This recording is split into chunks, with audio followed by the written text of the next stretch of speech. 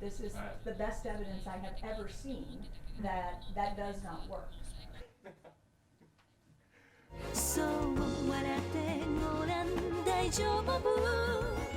So instead of saying the federal government's budget is in deficit by this number, they should say the non-government's budget is in surplus by this number.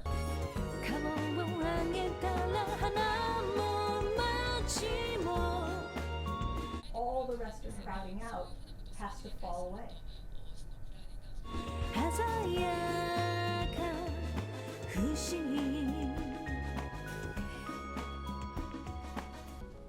Hello everyone, it's time for Mitsuhashi TV, presented by the organizing committee for the project to invite Professor Kelton and the subscribers of monthly Mitsuhashi.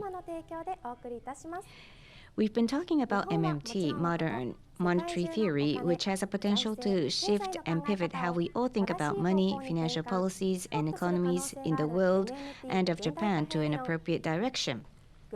In the world taken by the storm of globalism, in the world where only the chosen ones, the top 1% of the rich, is becoming richer, there's also a reality where many of our citizens are left behind.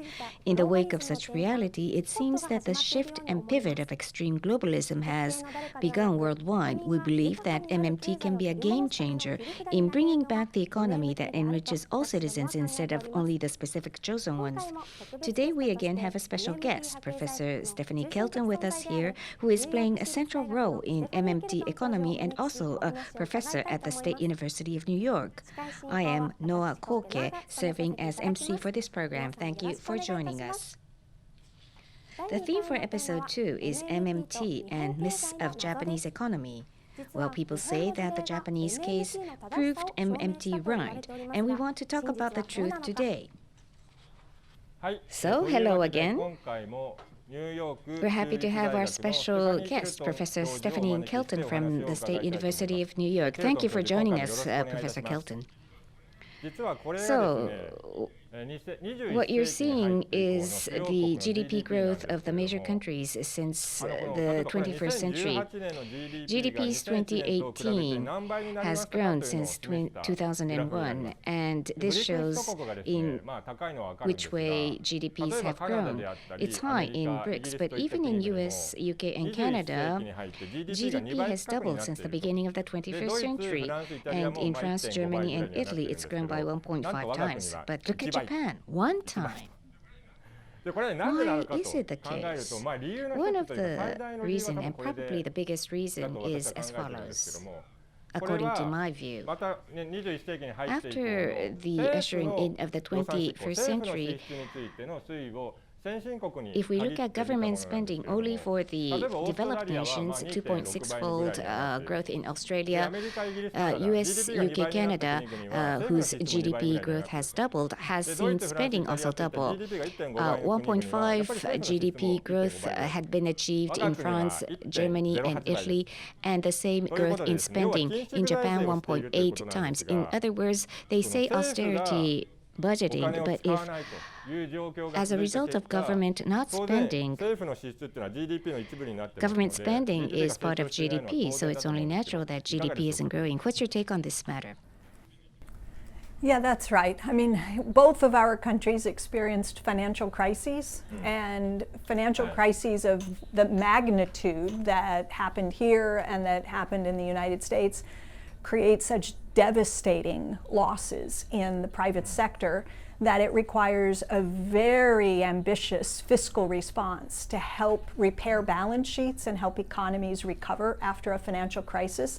And when fiscal policy, in particular, doesn't do enough, when government doesn't do enough, and this is an example where government spending did not do enough to help support and create the conditions for a strong recovery, you get the kind of slow, lackluster economic growth that you've experienced. And you know, even in the US, most of what you see there in the orange line where it looks like we've done a better job maybe with government spending, most of what happened there is actually the automatic stabilizers at work. We didn't do a lot on the fiscal side, which is why our own recovery was so slow and unimpressive, and it took so long to claw our way out of the Great Recession. So you're absolutely right to note that government spending is a very important part of creating the conditions for a strong recovery. Most of the Japanese citizens are misled or they don't know.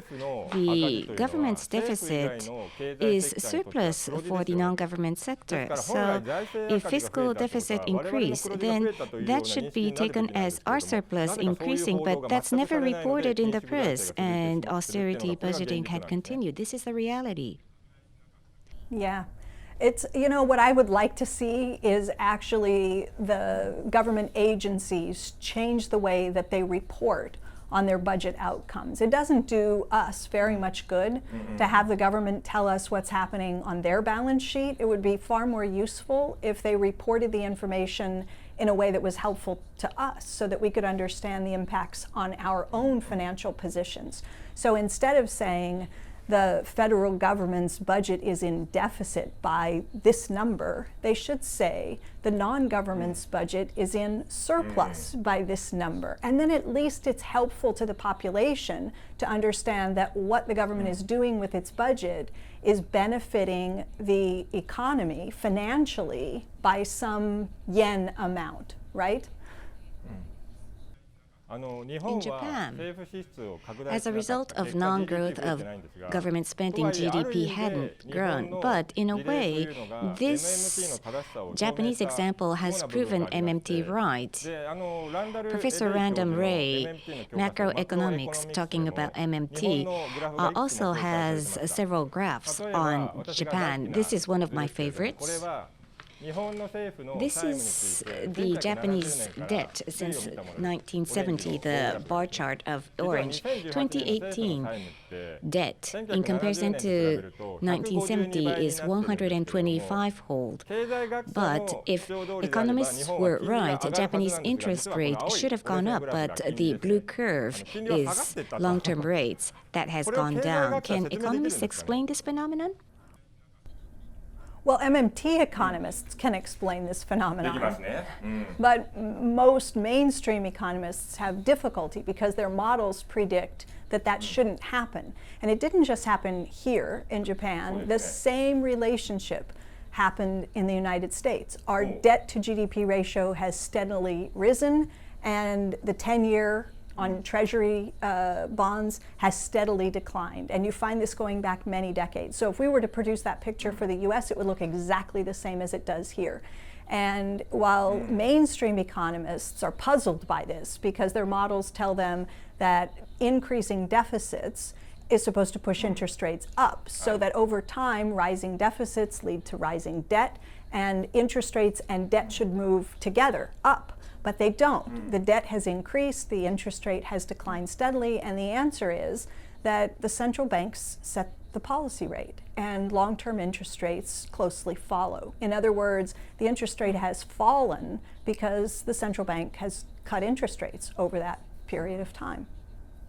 Which means that the crowding out that is being asserted by the mainstream economists aren't right. Is that the case? Completely wrong. Completely wrong.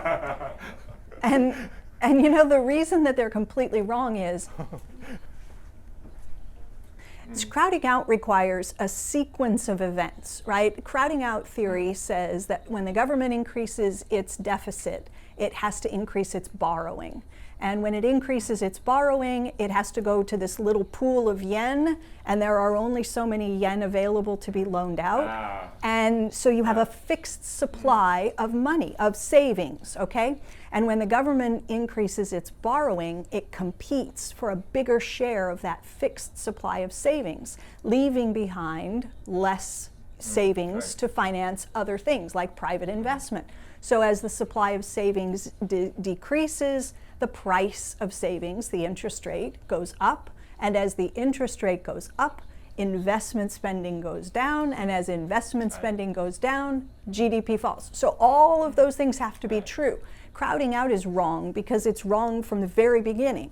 Increased deficit spending doesn't reduce the supply of savings, it increases it, right? When the government runs a budget deficit, it augments, it adds to the supply of private savings. So once you recognize that, all the rest of crowding out has to fall away. In the end, same for sovereign bond interest rate, but say we borrow a loan from the bank and the interest rate. How is the interest rate on our loans decided? In what process? Well, your central bank sets the interest rate. And it sets the overnight interest rate. But here, of course, in Japan, you've been teaching an important lesson, which is that the central bank can operate anywhere it chooses along the yield curve, which means it doesn't just have to set the short-term interest rate, it can also effectively set longer-term interest rates if it chooses to.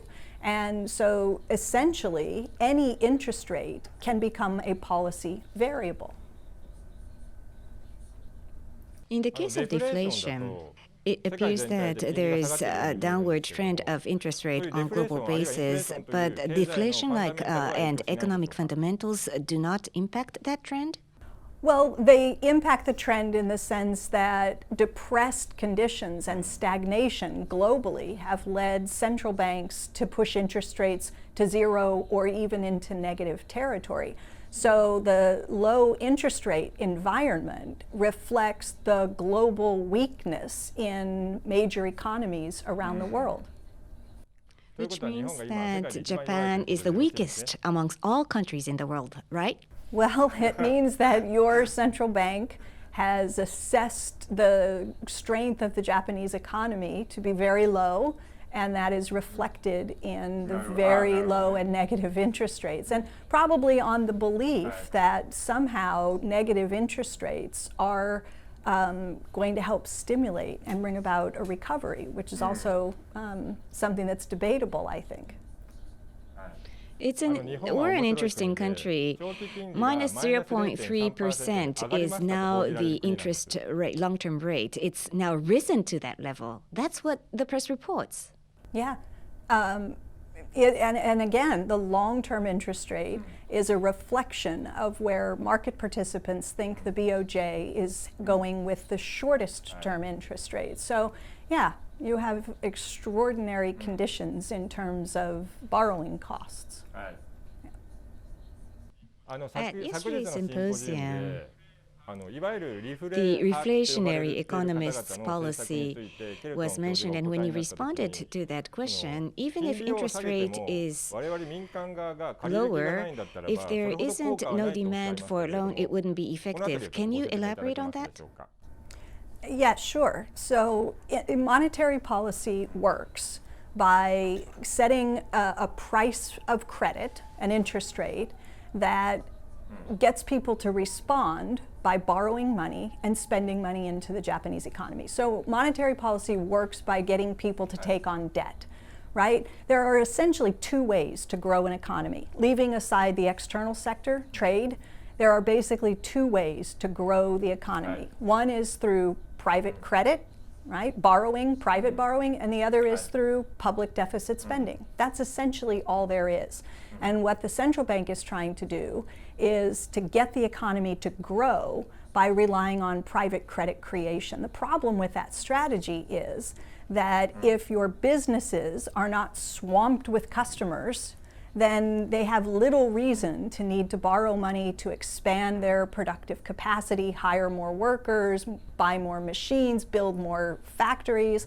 And if customers, if households don't have the confidence in their income growth, then they're not likely to want to go out and borrow money because debt has to be serviced out of income. And if your income and wages aren't increasing, then it's difficult to get people to want to borrow and take on debt in order to spend more money because they're concerned about whether their incomes are going to be able to service that debt. So there's no confidence in Japan. Is that right?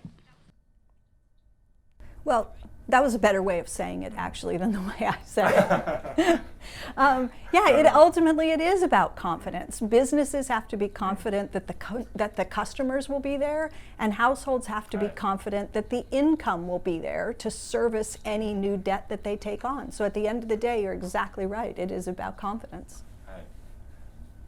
I want to show you another interesting diagram, and with the reflationary policy in Japan, after 2013, monetary base has risen through the QE policy, and 370 trillion yen increase in monetary base. But inflation only went up with the rise of the consumption tax. This is a failure, but what's your take on this diagram? Well, it's a great diagram, first of all.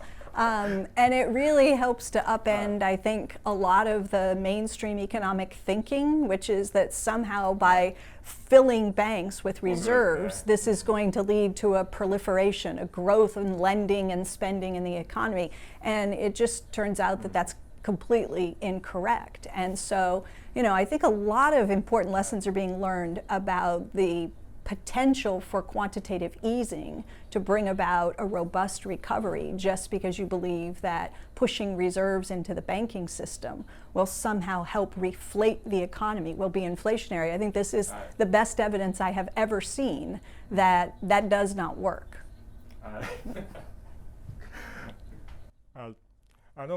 Under this situation with prolonged deflation, there will be a consumption tax hike in October. That will be pulling out the money from the economy, and that will reduce our capability to spend. Am I wrong? Well, the consumption tax will presumably discourage a certain amount of consumer spending, which it seems to me is exactly the opposite of what the government is actually hoping will help to bring about a more robust Japanese economy. So again, the purpose of the tax is to remove spending power. But if you're trying to reflate and grow your economy, what you want is people spending more, not less, into the economy. So, Koke-san, do you have a question? Right. In MMT, someone's surplus is someone's deficit. I learned for the first time, which means that if government enjoys a surplus, does that mean that we, the citizens and private sector companies, will run a deficit? Even then, the primary balance objective of the Japanese government is probably stereotypical. All of the governments around the world is setting the objective of budget surplus. Why? Well, I don't know that all of them around the world are pursuing budget surpluses. For example, we are not.